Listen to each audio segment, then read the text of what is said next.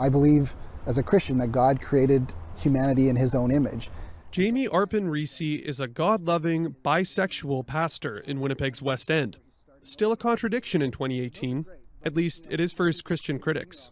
People who believe that even to suggest that when a person can be queer and a Christian is heresy. The word was used, a heresy, and that hell was the only location for someone like me.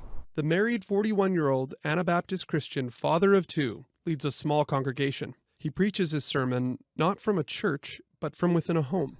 He hasn't always been so open about his sexuality, but the mass shooting at a queer nightclub in Orlando 2 years ago changed that.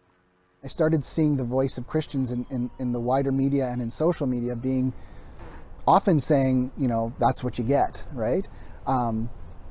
I couldn't be silent anymore. He's been speaking up ever since. Talked to our community and there was a lot of really painful experiences, often perpetuated by well-intentioned Christians. And so as I grew into my identity and began to accept that was the way God created me, I wanted to work hard to make space for other people who might have a similar journey. Now, Arpin-Reese co-facilitates a support group twice a month for queer Christians. That work got attention last fall in CBC Manitoba's Future 40 Awards, which recognized people under 40 making a difference in the community. Praise followed, but so has condemnation. People send us very personally attacking messages, usually cloaked in, we have to be this tough because we love you. Didn't feel very, very loving. Tara Glowacki knows that feeling of exclusion all too well.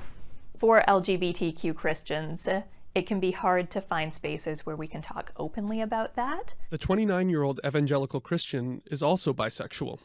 She's studying theology and may one day become a pastor herself. She helps facilitate that same queer support group for Christians. Prospective members must undergo a screening, and the meeting place, that's kept private. Because we're concerned about the safety of the people who are in the group, we're very concerned about keeping it private and confidential so that people won't be outed by being seen going to a meeting. Okay. Glowacki is going to Pride this year for the first time since coming out. Arpin-Reese will also be there. By his side, a wife of 17 years, their baby daughter, and an adopted son from Ethiopia.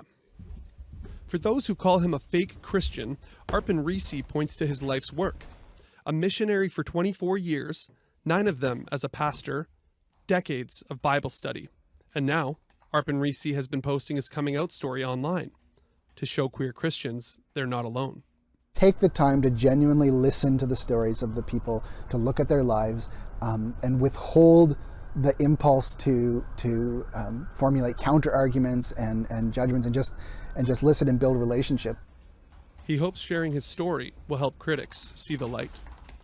Bryce Hoy, CBC News, Winnipeg.